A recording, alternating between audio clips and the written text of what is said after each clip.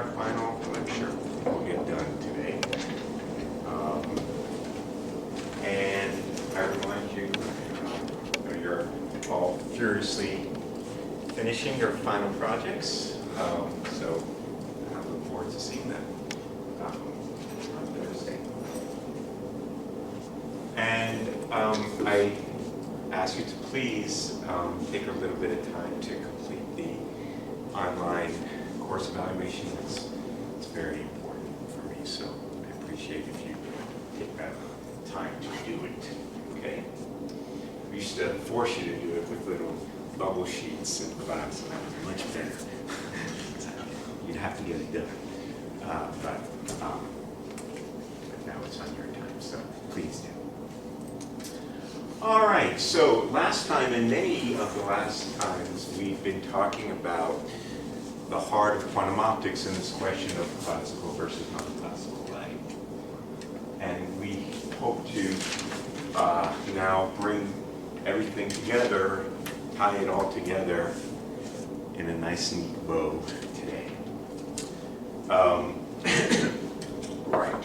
So when we think about classical light, what we think about is classical statistical optics, where we think about electromagnetic waves, but with some statistical description of those wave amplitudes. And quantumly, those states of, because if quantum mechanics is the fundamental theory, then anything is described by quantum mechanics, right?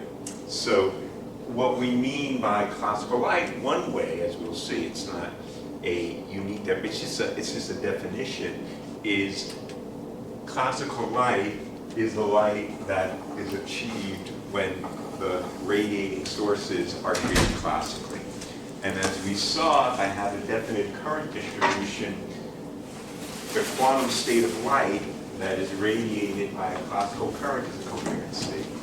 And so if we have a noisy statistical current, classical current, then the quantum state that's radiated is a mixed state, which is a statistical mixture of coherent states. So that's what, by definition, we're calling classical light. Okay? And we want to, what we're going to do today is try to understand and quantify what are some of the features that non-classical light has that classical light cannot have. Okay? What are some non-classical features? So when we talk about the fully quantum theory of the field, I just mentioned here, there are kind of two bases, if you like, that we think about when we think about the quantum field. We can think about the quantum field in terms of quantum waves, and in modern parlance, we call that the continuous variable representation. We'll talk more about that next semester. Or alternatively, I can think about the quantum field in terms of the quanta of those fields, which are particles, and think about the quantum field as a many-body quantum system of identical particles. In this case, the particles are photons, which happen to be bosons. Okay?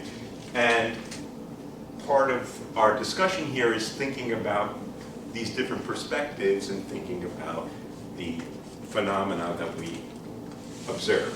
Okay? And in particular interest is the whole important point of interference, which of course classically we think about in terms of interfering electromagnetic waves that satisfy the superposition principle of waves and therefore interfere.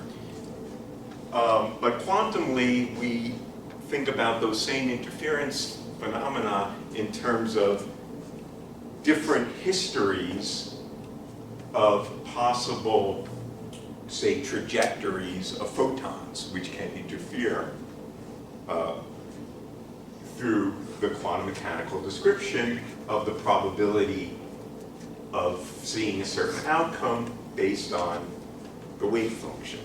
And part of what we've done and what we did last time is to show how this formally arises out of the quantum optics formalism in, I think, a quite beautiful way. Okay? So, just to continue our review here, I didn't want to write it all down, so I want to go through this carefully. We've talked about in the quantum theory, let's think about a single mode, just to start.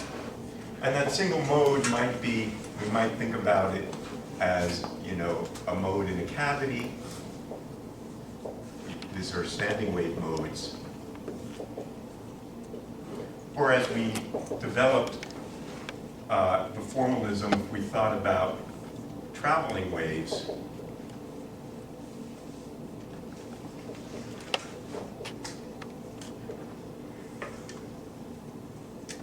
We talk about temporal modes, as we have discussed.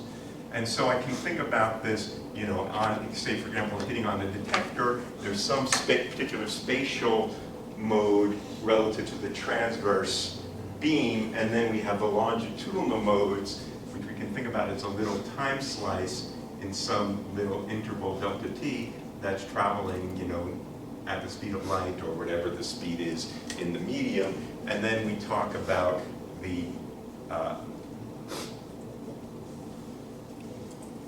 creation annihilation operator associated with that time slice hitting a detector, right?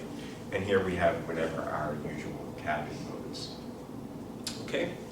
So, whether we're talking about not a cuspy, but a standing wave mode here, or we're talking about temporal mode, I call that a single mode.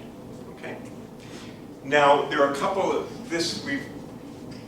we think about the single mode, we can think about states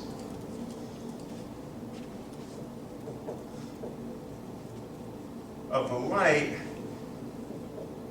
are states of the simple harmonic oscillator for that mode.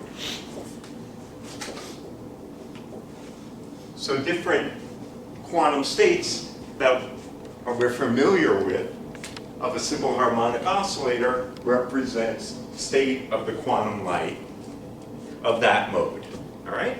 And so there are a few different examples that are important that we've talked about, and I just want to emphasize those.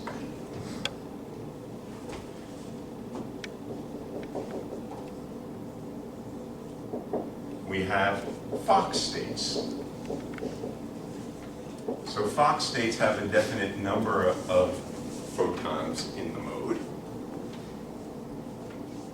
The mean number of photons is n, and the fluctuation in the photon number is y, or let's say the variance. For a Fock state. So this is the uncertainty in the number of photons in the mode. Zero. Yeah, it's zero. There's no fluctuations in the photon number when I have a Fock state. Okay. We have coherence states.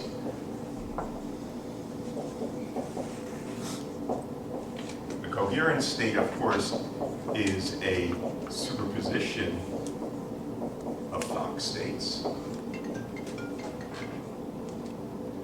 It is an eigenstate of the annihilation operator. And what's the mean number of photons in the mode here? Given, yeah, that's what this is, and how is it related to any of this stuff?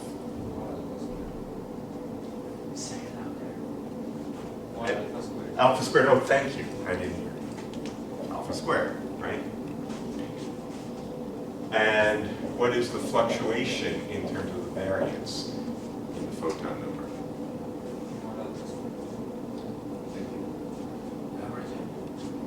The average n, which is equal to alpha squared. Right? Very good. And then we talked very quickly, but I will now quickly review it. What call a thermal state.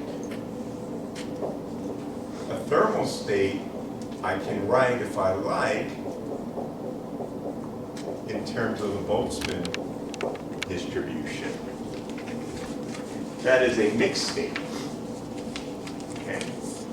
And this is the Boltzmann constant, this is the temperature T, and H here is the harmonic oscillator. I could put in the 0-point energy, but it's irrelevant because the partition function cancels it out. Okay. So this thermal state,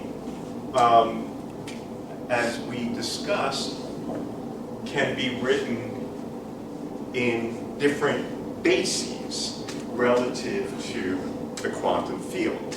I can, of course, write it in terms of the Fock basis, the number states. That's a standard, complete orthonormal basis. And as we know, this guy is diagonal in that basis. And the probability is just the Boltzmann distribution.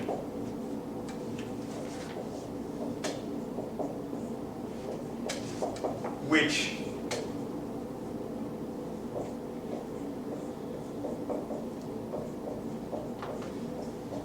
for the case of a thermal gas of photons, or a thermal harmonic oscillator, if you like, is the Bose-Einstein distribution.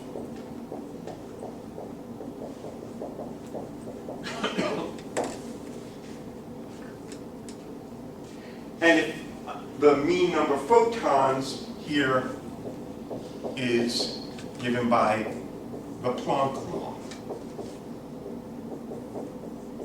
So given a thermal state with a certain mean number of photons, there's an effective temperature, or vice versa, right? Everyone remembers this from sophomore physics. If you don't, you should refresh your memory. So this is the Planck distribution.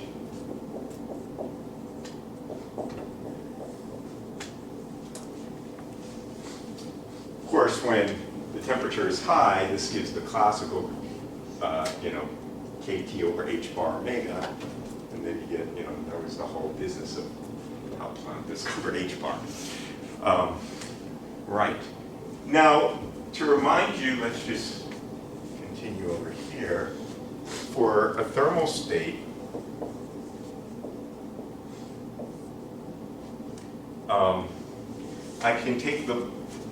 I can also write this same state in terms of coherent states. Now we're going to talk in much more detail in next semester how to formally do that, because the coherent states are a little weird.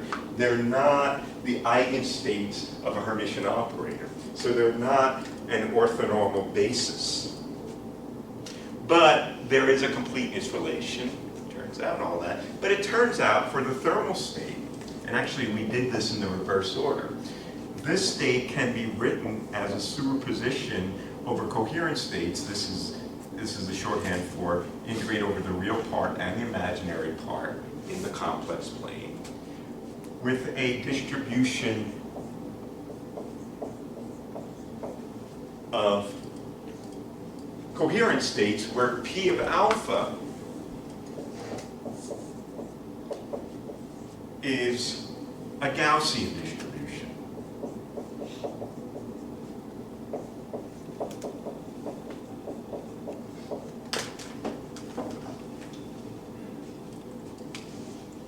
Right? So if it's a perhaps homework problem for first homework next semester, to show that if you plug in the superposition of Fock states in terms of coherent states and do this integral, you get this. Right? That these are just two different representations of the same quantum state in respect to different bases. Right? So this is a Gaussian distribution.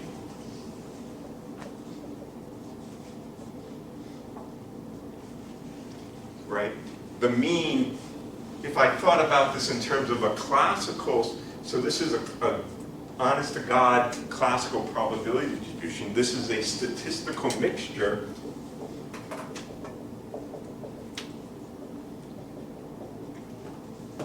of coherence states. And thus, by our definition, this is classical light. Okay? Because this is an honest-to-God probability distribution, meaning it's a positive thing that I can normalize over all the complex plane. So it's, right? I can think about the statistical. The mean of alpha is 0. The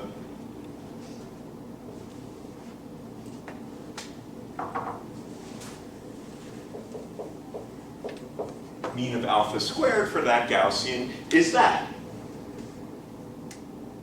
In fact, you could see that in different ways. If I were to ask how I would calculate this, this is the trace of n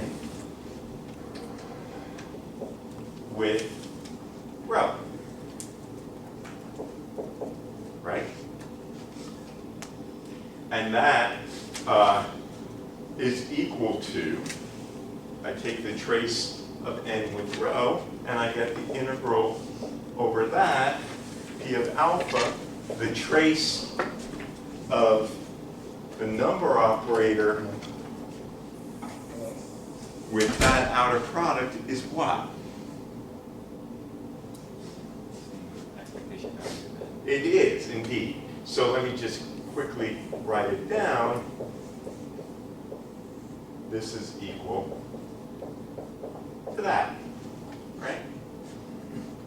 So I can think about the mean alpha squared, in this case, as equal to, or the mean n, if you like, is equal to the mean n for each coherent state averaged over the distribution of coherent states in the statistical mixture, which is just equal to, because this is alpha squared, so that is what I mean by the bar is the statistical average, which of course, if I plug in the Gaussian, I will get the right answer, right? They're one and the same, they have to be consistent.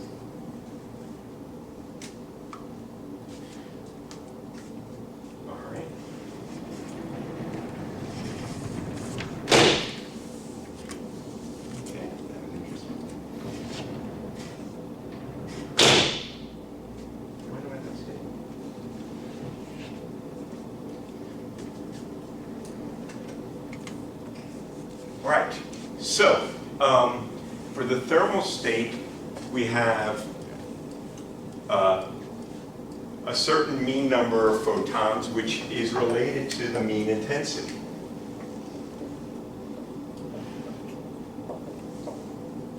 Right? The number is just the quantum mechanical equivalent of the intensity. And the mean intensity is the mean of the square amplitude, classically, right? So what about the fluctuation for a thermal state? What is the fluctuation in the number? Well, there's lots of different ways we can do that, but for the Bose-Einstein distribution, this is famous, and it's equal to the mean of n squared plus the mean n. That's a well-known result, for those who know it, of the Bose-Einstein distribution. And you can get that in many ways. One way is just to look at this distribution and do those geometric sums based on, I have to take, this of course is equal to, by definition, the mean of n squared minus the mean of n squared. And when you do that, you get this. Okay. So for a thermal state, the fluctuation in number is equal to the mean of n squared, which is equal to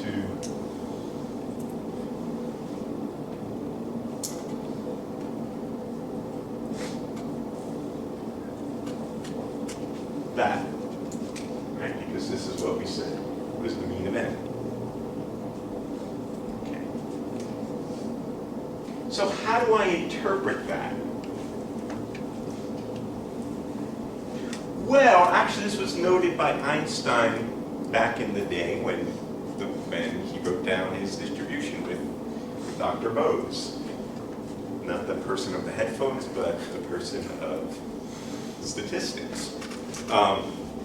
And noted that we can think about two kind of contributions to this fluctuation. One is wave-like,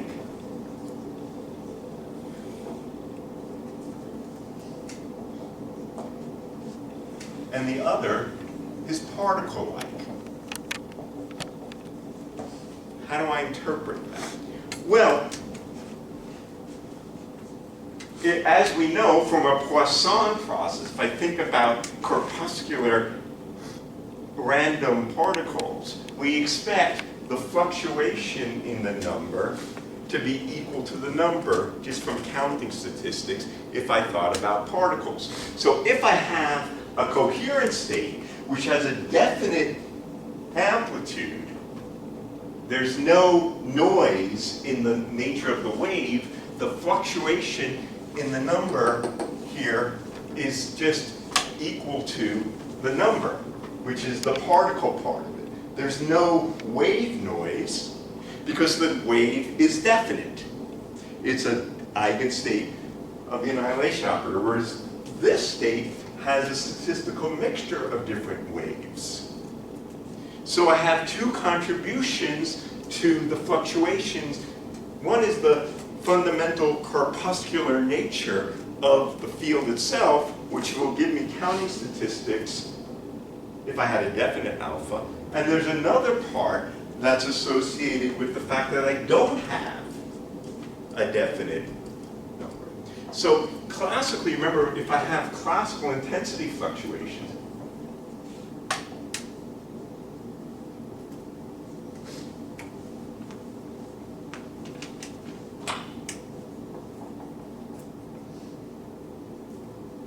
for thermal state, or natural light, which is one and the same,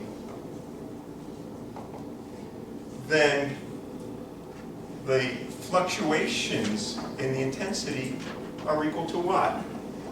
Do you remember what that is for a thermal state? Or for a chaotic light? Doesn't have a definite intensity. The intensity of this light bulb is not a definite thing. If I were to do a measurement, it's going to be different. And how are the fluctuations? 2 times expectation divided by square. Exactly, thank you, Gus. Which is exactly this, right? That's the mean intensity squared. So what we see is the thermal state has two, we can think about it as having two contributions to the fluctuations in the number of quanta or photon. One from the fact that we have this fundamental particle, and another piece of it which I can think about as additional fluctuations, wave-like fluctuations. And that was noted by Einstein way back when, I don't know, when was that? The teens or the 20s, I don't remember. Yeah? So, the average I squared thing, that requires that we know something about the noise. That's right, yeah, that's right. So this is for this kind of distribution. So as we studied in our homework, if I have sort of natural light where I think about collision broadened as an example, so I have Lorentz oscillators that are in a thermal gas, then just using central limit theorem and random walk, we saw a Gaussian-like distribution. So it's for this kind of distribution that we have this kind of fluctuations. Indeed. Yes, sir. So usually in probability, we add to uncertainties if they are independent, right? That's right. So it seems like the particle and wave-like they're Yeah. basically two I different. think that's a reasonable thing. It's a little bit hard. I think that's a reasonable intuition, but it's not a very rigorous statement because we think about when we have statistically independent random variables, then I can just add the variances associated. These are not mutually, I mean, what's a little bit weird about this is that it's not like I'm talking about a joint probability distribution of number and amplitude, right? They're not kind of non-compatible observables. Nonetheless, this is how it is. But I think that's a good insight.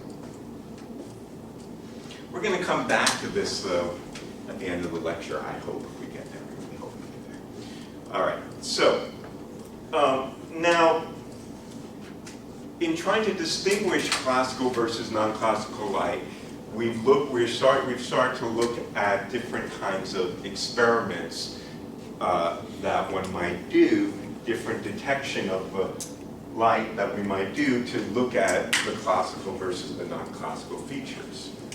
And we talked about first order coherence.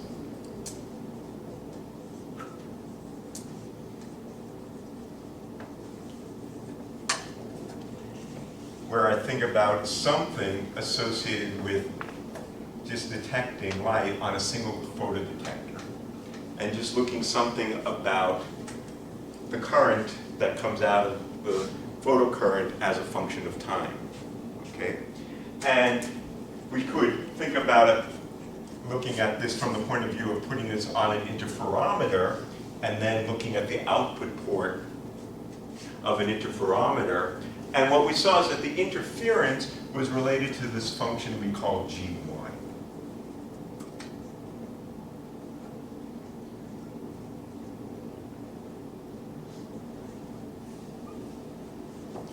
Which was the expectation value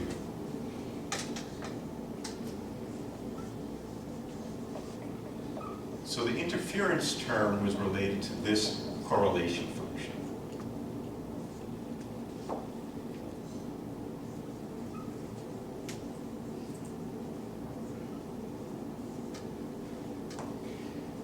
And what we have discussed over the last few lectures is how this correlation function basically says nothing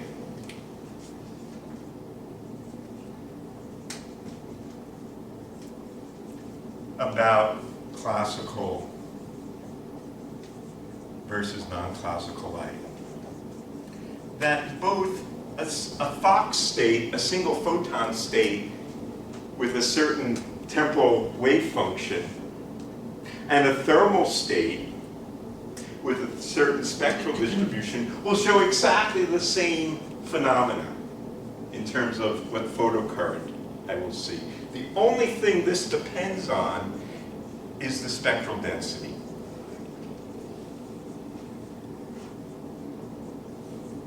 That's the only thing. So if I have a single photon, which is not in an eigenstate of a definite frequency, is a single photon wave packet with a certain spectral distribution of frequencies, and I have light from a mercury lamp that I put through exactly the same spectral filter, it will show the same interference pattern on Michelson interferometer.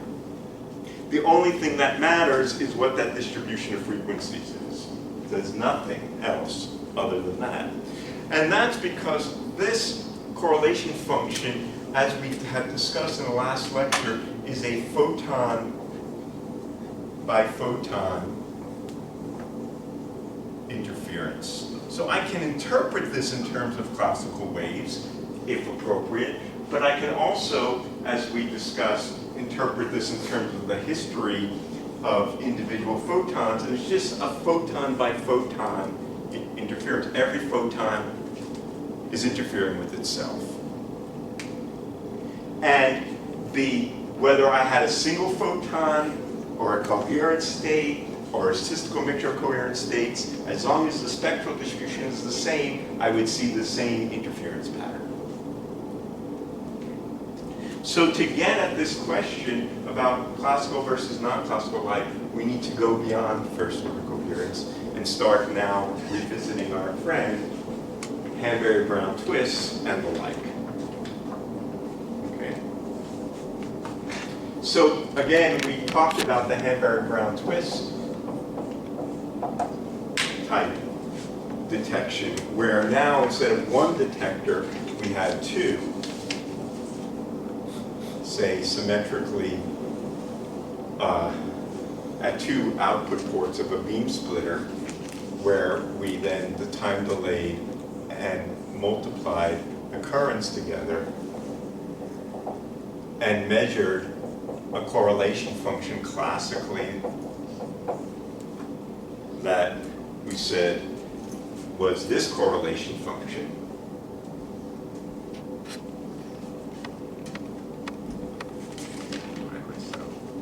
Right. And what we saw is that in the case of natural light thermal state, that this was equal to the mean intensity squared plus the G1 correlation function squared. So this was for natural light, and that had to do, we were able to do that just thinking about the fact that the amplitude of the field, if this was a thermal state, was described by a Gaussian distribution. And so because it's a Gaussian distribution, it only depended on those 1 and 2 point correlation functions. Okay? Where G1 of tau, as we said, we have many different ways when we think about this in terms of a single argument is equal to this.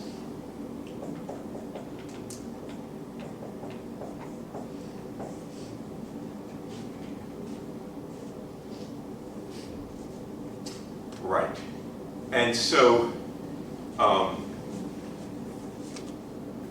I can write this thing now. If I look at this,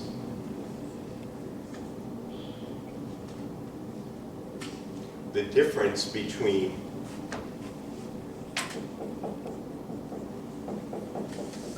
this and the intensity squared, this is, of course, natural light is a stationary statistics.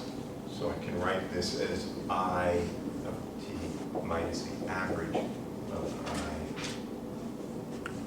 I0 minus the average of I. The average of I is for a stationary statistic independent of that time delay. So this is delta of I and tau. This is the covariance.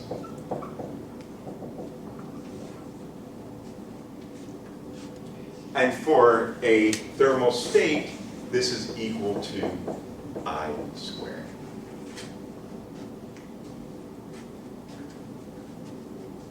Because, I'm sorry, that's not correct. It's only for t equals 0. This is G1 squared. But at time 0, that's equal to I squared. So as we've discussed, if I were to plot what this looks like as a function of tau for, say, collision broadened with a Lorentzian spectral distribution, I would see something that looked like this. If I looked at this correlation function, it would be 2I squared here. So when tau is big compared to some coherence time, there is no correlation between what the intensity is at time 0 and that time tau, much bigger than the coherence time, and this just factorizes, right? So when there's no correlation, this factorizes. But at time t equals 0, we have this excess factor over here, which at time t equals 0 is I squared plus this at 0, which is 2I squared, right? when tau is equal to 0, which is what I see. Okay. So now what we want to understand more and in more detail is how we understand this phenomenon in terms of the interference, because it is an interference effect, and as I said back in the late 1950s, this was all hell broke loose because people said, what the heck, this can't possibly be understood in terms of photons because a photon only interferes with itself, so Dirac told us. But it was a red herring that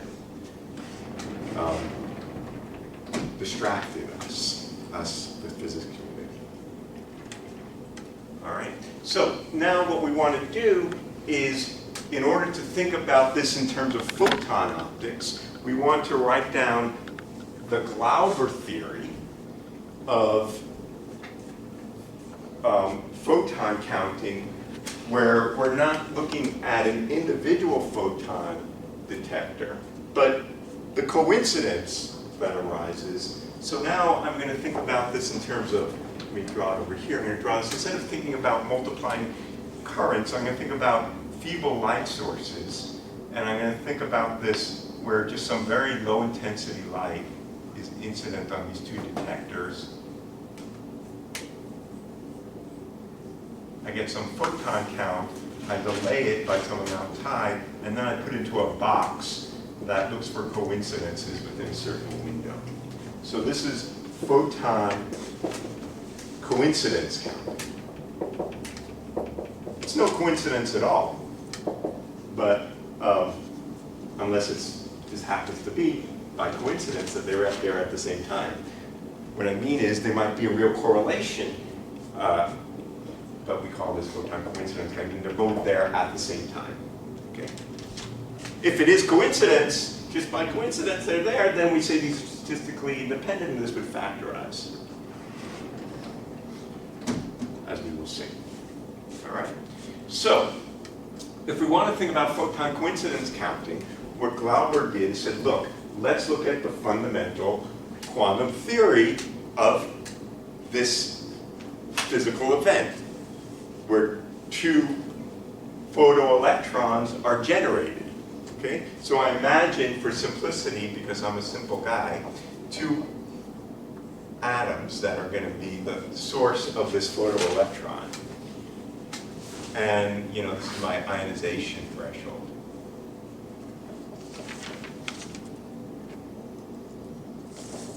And then I put on light above here. And if I do that electron, it's going to be ionized, and I'm going to have some way of detecting that. Okay? So this is the ionization threshold energy, and that's above that, like the work function of the photoelectric effect. Okay? So there's some photon that comes in and makes that happen. But that's happening in one photodetector, and at the same time, I have another photon coming in that hits another atom. So this is in detector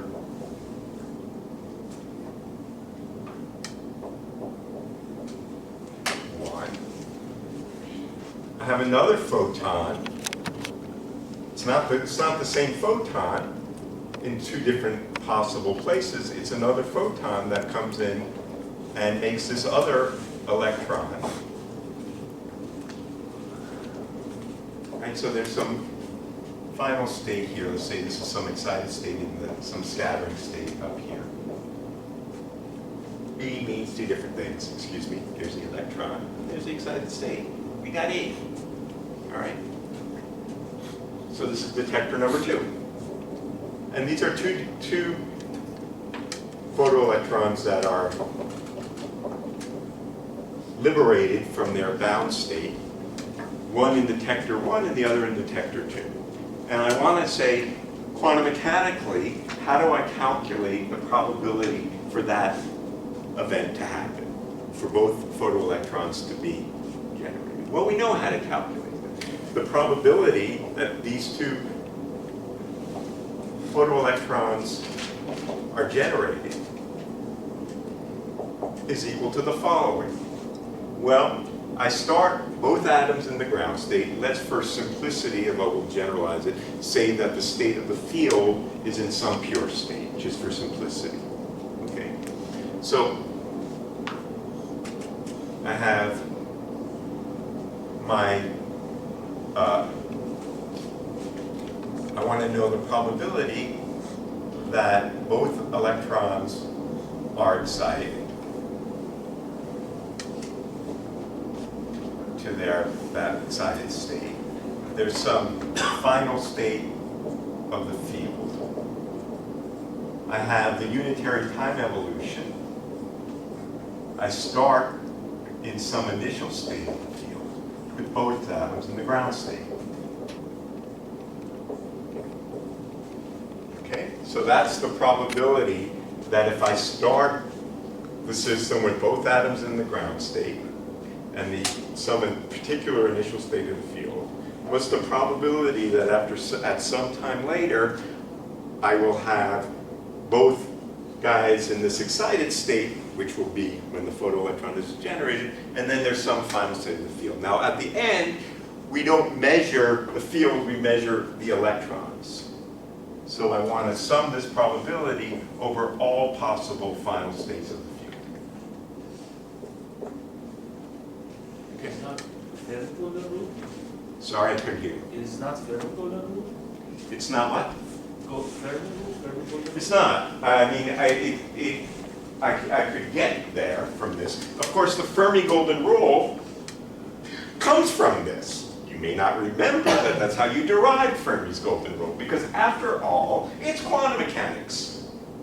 Quantum mechanics says something about the rate of transition. And we do this through second order perturbation theory, and we have to have all the density of states, and then we make all the approximations and everything else.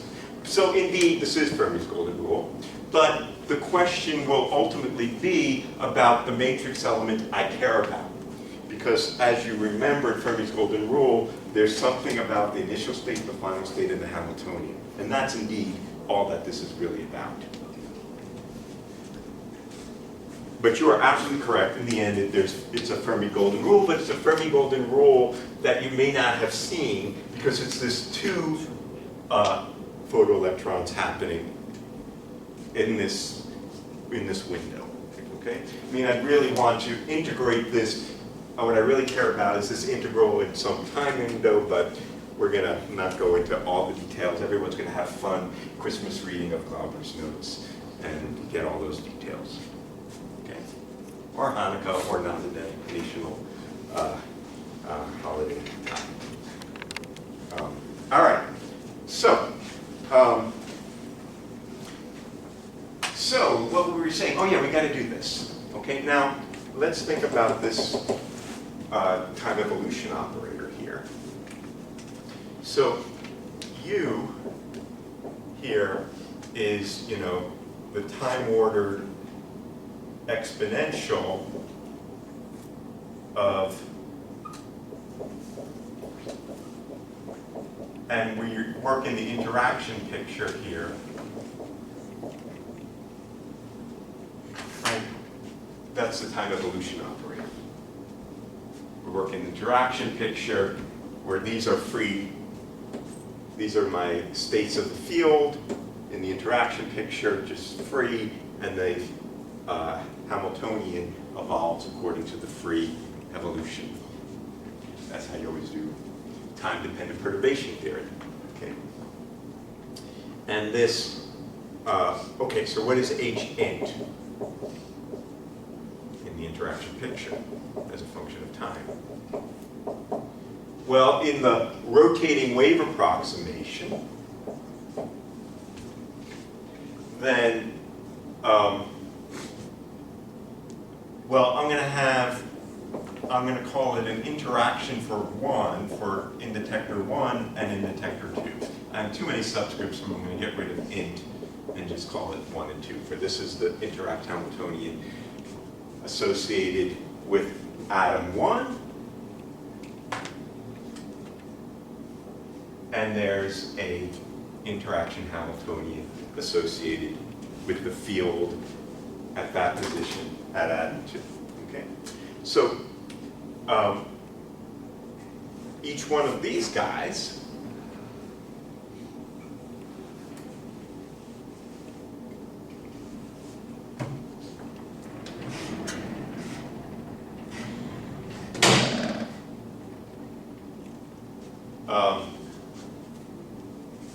so if I look at one of these atoms, let's look at, say, atom 1. This is going to be something that takes me as a dipole operator associated with going from the ground state to the excited state for atom 1, and that's absorbing a photon. So that's the thing associated with the positive frequency component at position 1, time 1, plus the Hermitian conjugate. Right? Yeah, I'm listening.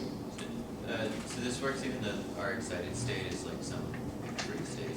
Yeah, the fact that it's an unbound state is irrelevant. Still, dipole approximation is good. Definitely the rotating wave approximation is good.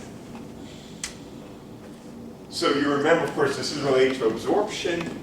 This has the positive frequency components has associated with the annihilation of photons, and the negative frequency component associated with the creation of photons, right? So this is the absorption term. And this is emission. So there will be a similar term over there. Now, that means that when I do this, and if I think about the lowest order perturbation theory,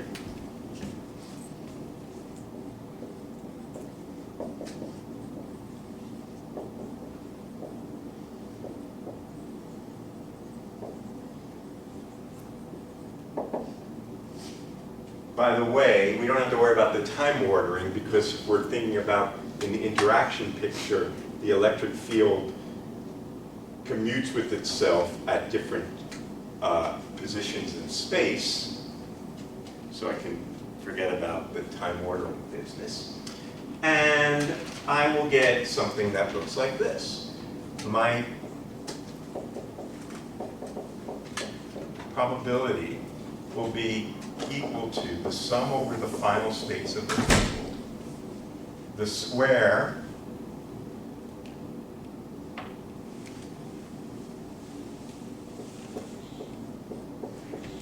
of this thing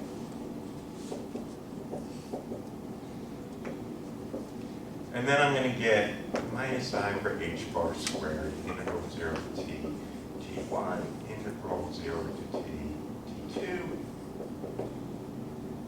and then I'm going to have h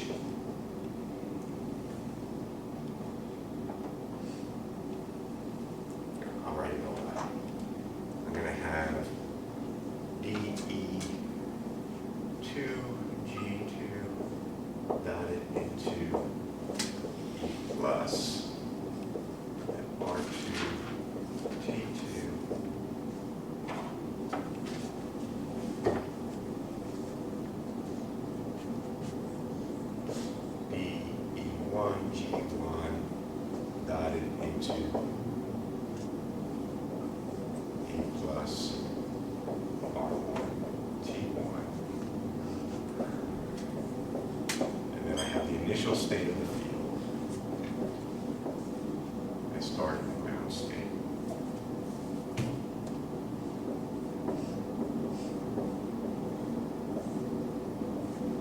Okay, so what did I do? What I did is I expanded the exponential to lowest order in perturbation theory. The identity term will be 0, right?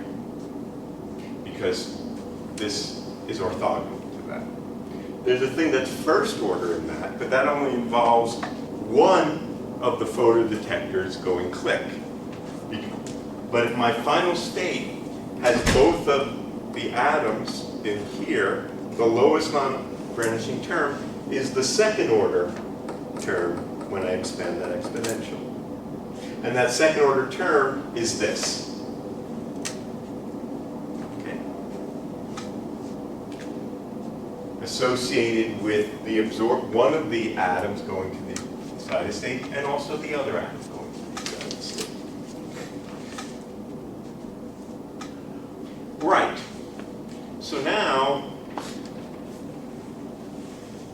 what I have here is going to have something that, with many slides of many hands, so put on your sweaters because my hand waving is going to make you a little chilly. It's going to look something like this.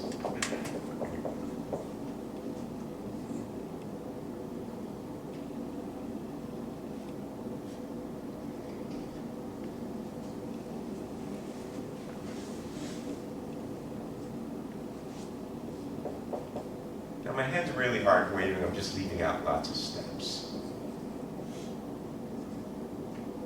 Oops.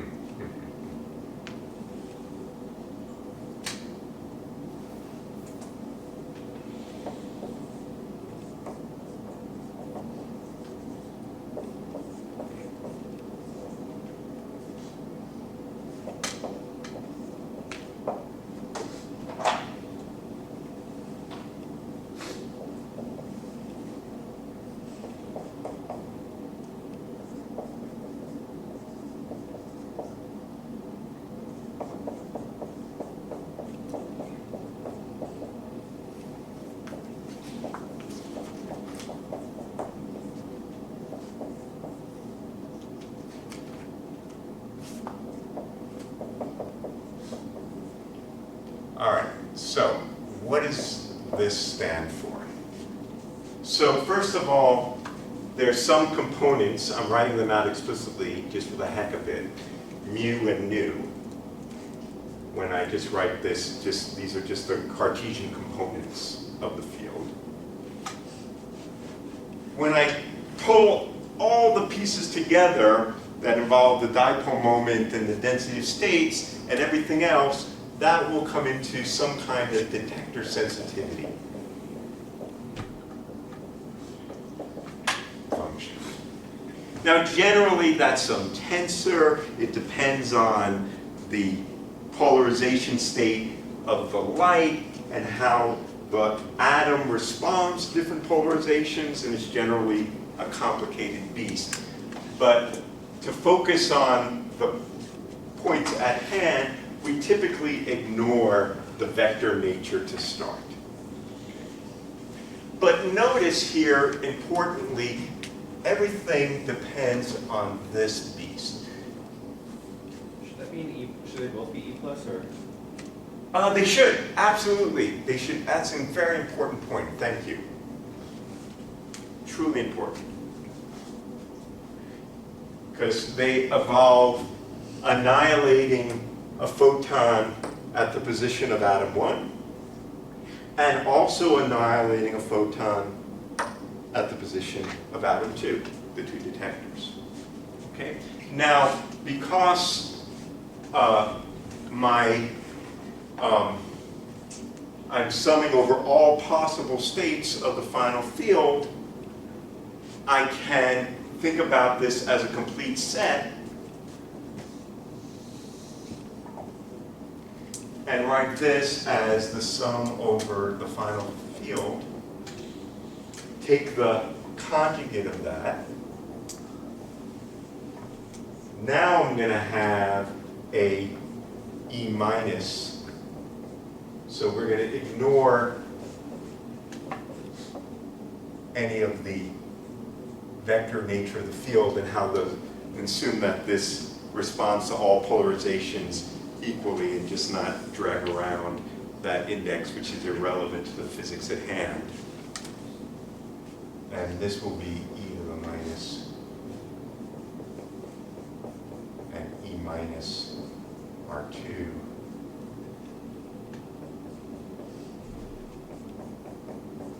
plus R1,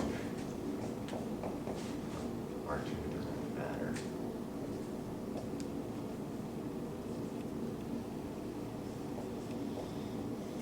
Excuse me. Sorry. Stuck in my head, but let's do it more carefully.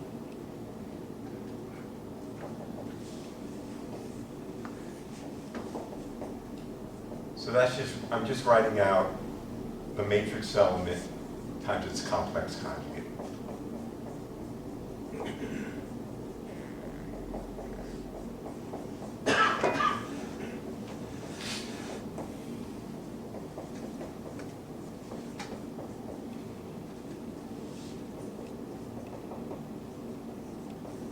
Okay? And now, since this is a sum over all possible states of the final states of the field, this is a complete set. And so I can write this as something we call G2, and I'll call it, for simplicity, x to x. Well, let's write it all out. R2, R1, G1, R2, G2, R1, G1 equals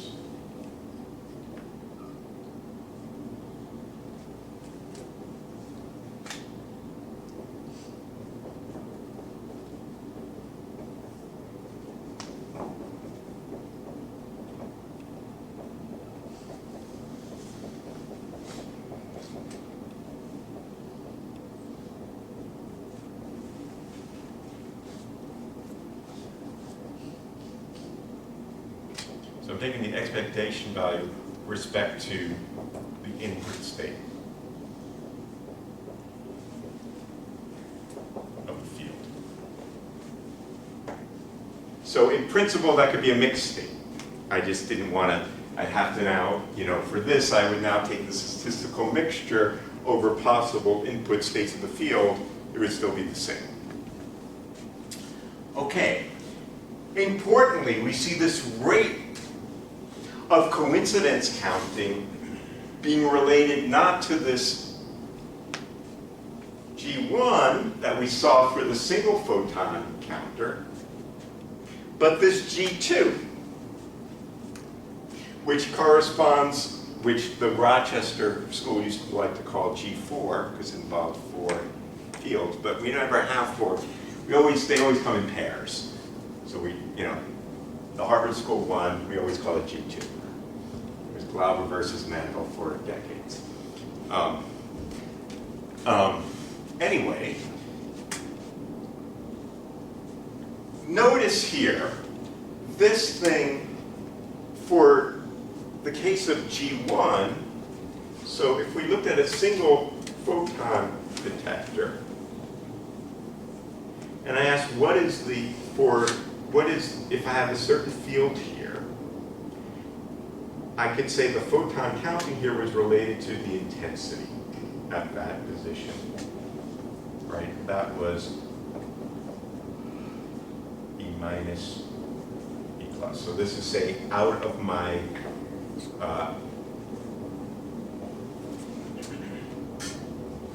interferometer.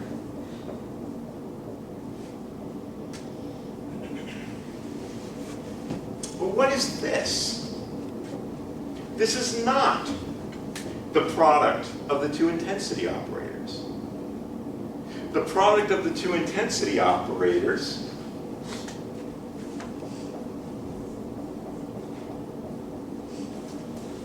which you might have guessed is what we want to do, thinking about Hanbury, Brown, and Twiss. You just multiplied, oh, I don't know, it went somewhere, here it is. We just multiplied the intensities together on this photodetector and took the average of it. So you might think that the quantum mechanical thing to do is just put hats on there. And try it again. Because E plus and E minus don't commute with one another. If I wrote this guy is equal to, no, this doesn't move.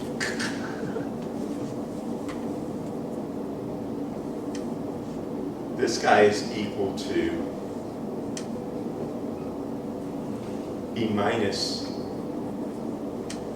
at x2, E plus at x2 times E minus at x1, E plus at x1, where x is a shorthand for R and T.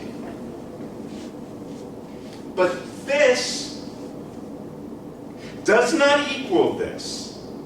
Why not?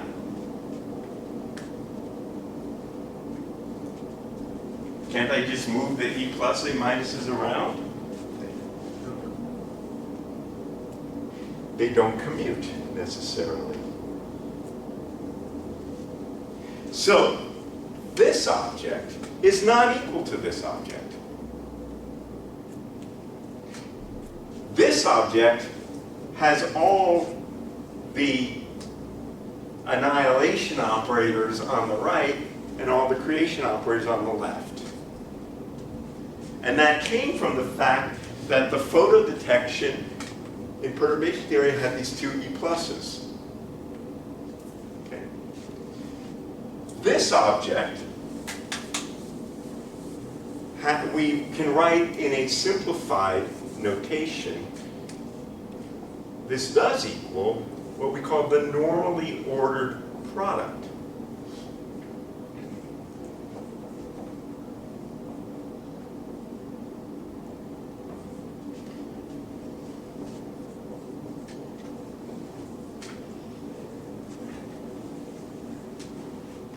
So, what does normal order mean? Normal order means the following. Ignore the commutation relations. Move all the annihilation operators to the right and all the creation operators to the left. So, example.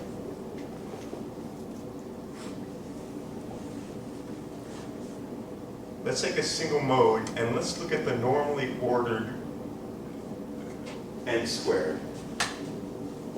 Normally ordered n squared is the normally ordered A dagger A times A dagger A. So, I ask you, what is this equal? If normally ordered means forget about the commutation relations, move all the A daggers on the left, move all the A's on the right. That's what this is. So this symbol, the colon on each side, means forget about the commutation relations, move all the daggers on the left, all the undaggers to the right.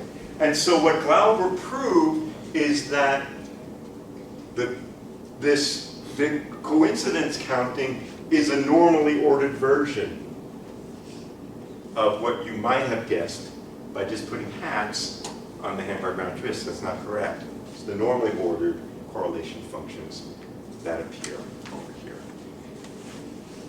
Okay? More generally,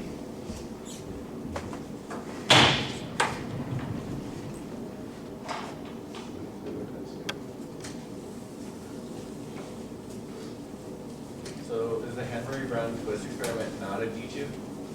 it is a G2, but we'll see exactly how it falls out. Yeah. I'm listening. Shouldn't the E minuses be R1, T1, and R2, T2? The E minuses all commute with itself, and the E pluses all commute with itself, so it doesn't matter what order I put those in. But the E pluses and E minuses don't commute because there's A's and A daggers.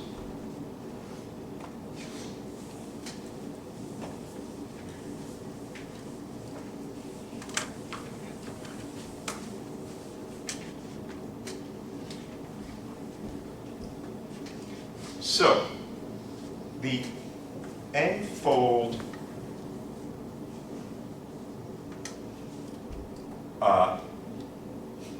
coincidence count.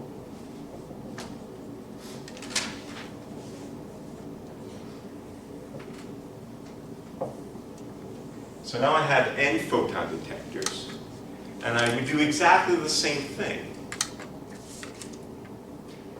That rate of that coincidence counting will be proportional to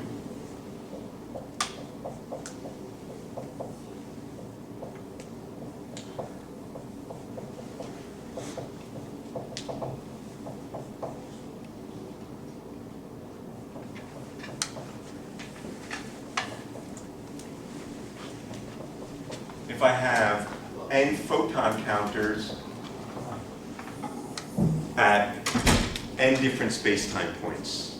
I look at the normally ordered product of the intensity operators.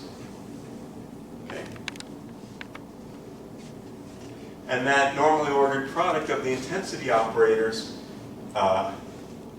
we would call Gn of xn minus 1 dot dot dot x1 xn minus 1 dot dot dot. So generally we define Gn at x1 xn prime dot dot dot x1 prime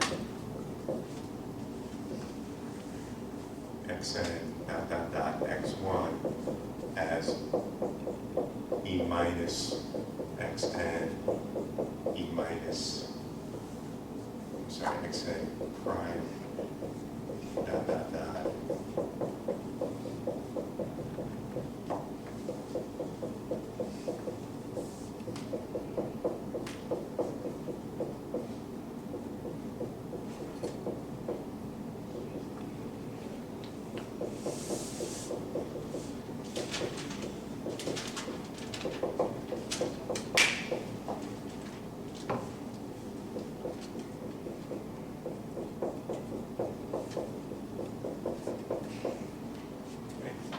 So that's with the general definition. I can correlate the field with itself at two different space-time points. The intensity, the primes are the same, right? And this is now the normally ordered. Okay. Now, let's get to Cody's question. And we're going to have one more lecture after this to get to the, we're really not going to finish, but we will finish. Got to. What if I had a coherent state?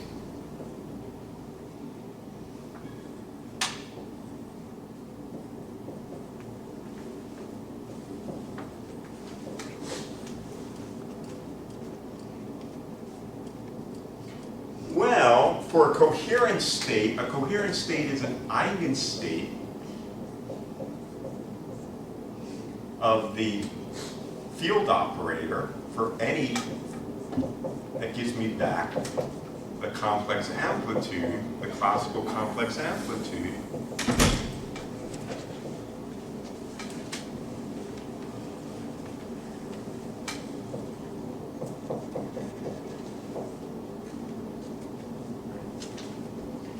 So, this is just a field operator. I act on that state, I get the classical field back times the state. The coherent state is an eigenstate of the annihilation operator. Therefore, for a multimode case, it is an eigenstate of the field of the E plus with that amplitude. So now I ask you, what are these GNs in that case? Well, it's an eigenstate of all these guys. Every time one of these guys hits one of those states, I get the eigenvalue back. Then it hits it again, I get the eigenvalue back. And this is just the conjugate. So for a coherent state, this G1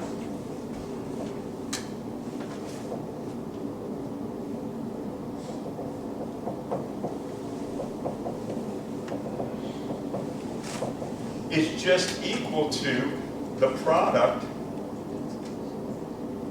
over all these guys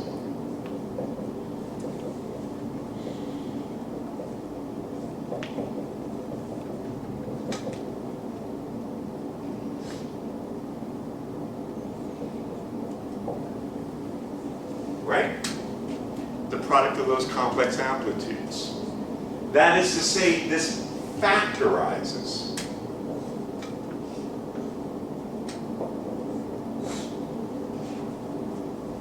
Right? Is it G2? I'm sorry, that should be Gn. Pardon me. Thank you. So, for a coherent state, what Glauber defined as the coherent state is the state such that every correlation function factorizes. If it's first order coherent, then the first order correlation factorizes. If it's second order coherent, then the second order correlation factorizes. If it's coherent for all n, we call it a coherent state. That's where the term coherent state comes from. Now, notice what it means in terms of n-fold coincidence counting. For n-fold coincidence counting,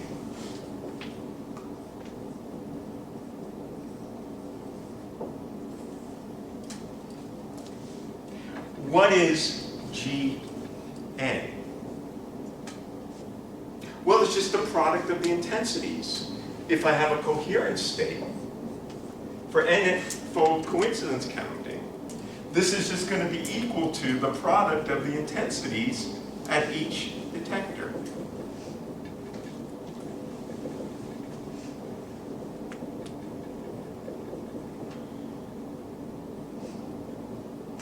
Because each one of these guys is just this. When this is equal to that, that's just the intensity. Could you show me, like, experimentally how you would see a G3 or a G4 experiment? You'd have to have 3 detectors and look at triple coincidences. Right. But how would you, like, show the deep paths? Oh God, you're asking me? I need 3 beam splitters, right? I need one of these guys. Because would you, like, split one path from one arm of the beam splitter? Exactly. Okay. That's an example, all right? And then I would look at some triple coincidence. Of course, I'd have to think about all the timing, but I could do that. So in the same way that we do a G2 by putting a beam splitter and time delaying, that's equivalent to looking at the coincidence between 2 photons at 2 different times coming in. So is there not going to be, like, much of an effect from the second beam splitter on the top 2 detectors? What do you mean by an effect?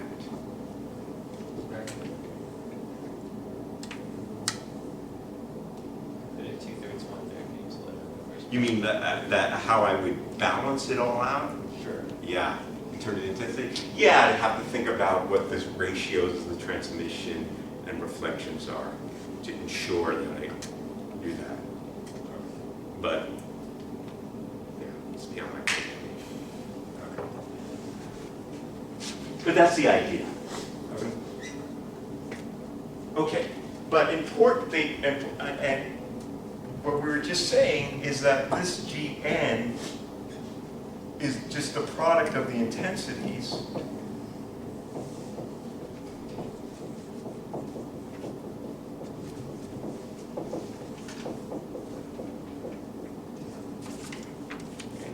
So, for example, in a G2,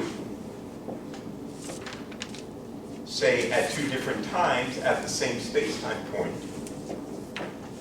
that's for a coherent state, that would be that, which is just the square of the intensity if it's stationary, which basically in that case for a coherent state means monochromatic. But now let's come to your question, Cody. What about the Hanbury-Brown Twiss experiment? Glauber tells us how to calculate, let's come back to this board where we had Hanbury-Brown Twiss. Okay. So let's just look at this.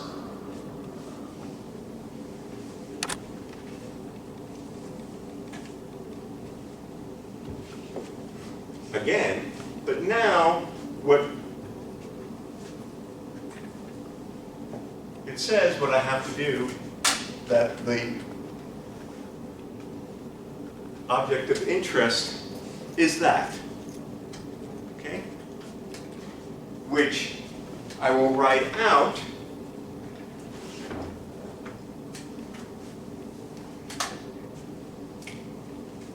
as the expectation value of E minus tau, E plus, I'm sorry, E minus 0, E plus tau, E minus 0, right? Plus. Right? Now it's right. Okay. For the coherent state, we just did that, and we got this. But suppose this is a thermal state.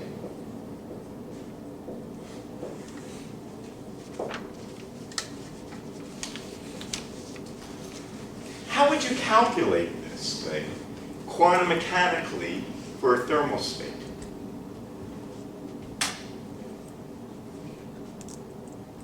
If it was a coherent state, we knew how to do it, right?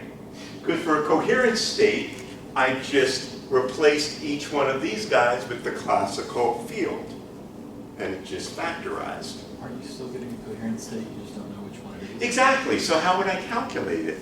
Base of I have to average over the distribution of fields. Now, I'd be very fancy. I'll think about that as a functional integral here. I mean, I have to be very careful. I have some, measure on the space of functions. I have some probability distribution of those functions.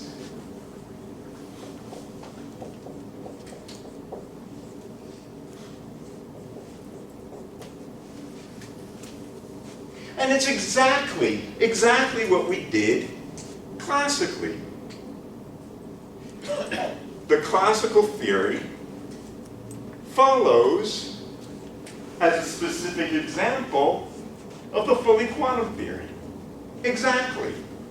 All I did is I said my state was not a pure state. It was now, if I want to be super duper fancy, I have these coherent states of the field, and I have some distribution, which of course is Gaussian. It's easier to do this mode by mode than to think about the whole functional. I mean, there's fancy functional distributions if I want, but the math is not the important point. The important point is the concept. The concept is that what I have is a statistical mixture, because classical light is just a statistical mixture of classical waves. I just do the same thing that I did in terms of classical statistical optics, and it follows exactly from the Glauber theory without any. So the normal ordering is important there. Otherwise, I wouldn't have gotten this right? Because this guy had to hit this guy, right? Without the normal ordering, I wouldn't have gotten this right.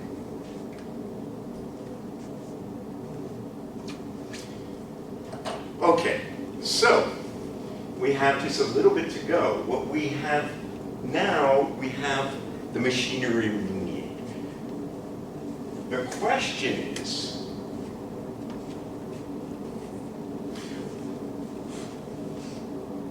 what if my state of light cannot be written as a statistical mixture of coherent states?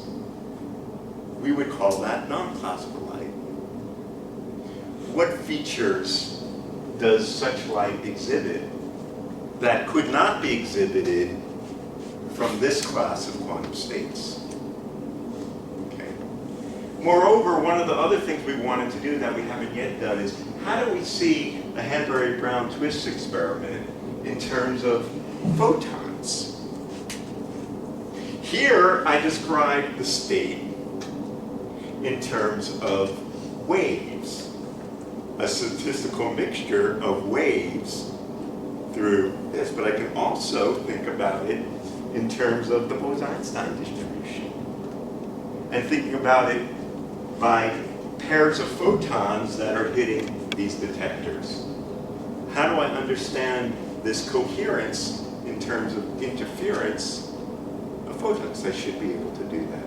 And we will complete that in the final lecture. So I will find a time that's hopefully convenient for everyone, because we got to get to the punchline of this course beforehand. All right? Very good. I have all your graded homework here if you haven't picked it up.